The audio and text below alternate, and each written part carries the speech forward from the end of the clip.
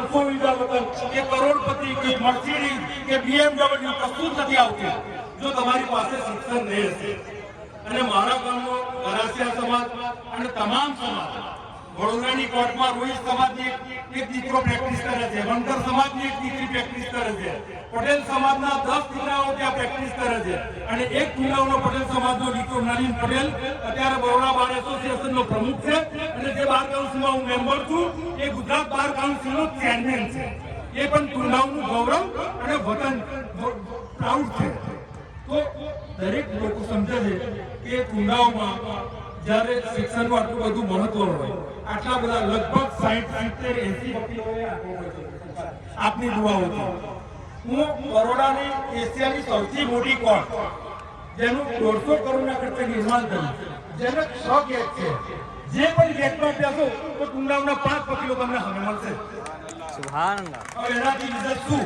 દરેક મા બાપ જાણે છે કે પૈસા ના હોય તો ખેતર ગીરો મૂકીને ભણાવો, ખેતર ગીરો મૂકીને ના પૂરું થાય તો એને વેચી દો, પણ આપણા બાળકને ભણાવો, સારા સંસ્કારો આપો।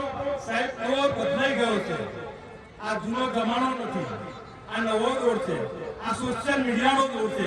1 મિનિટમાં એક પોસ્ટ નાખો, આખા વર્લ્ડવાઇડ જે તરત જ ફેલાઈ જાય છે। તો એવા સંજોગોમાં આપણે જીવવાનું છે, આપણે જૂનવાની રિવાજો છોડવા પડશે।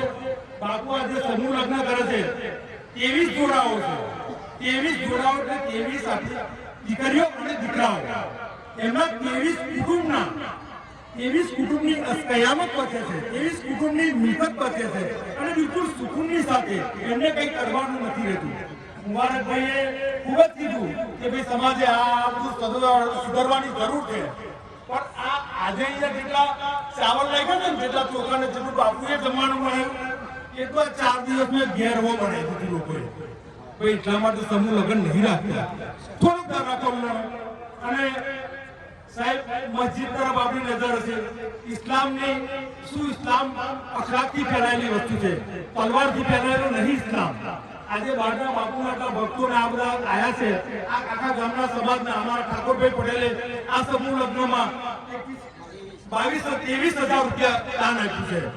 આ શું છે કે કોમી એકતાનું પણ પ્રતીક આ ગામ છે, સંસ્કારોનું પણ આ પ્રતીક છે, શિક્ષણનું પણ પ્રતીક છે અને આખા ગરાસિયા સમાજના દરેક ગામોમાં અને દરેક સમાજને સાથે લઈને આપણે સૌ ચાલીએ।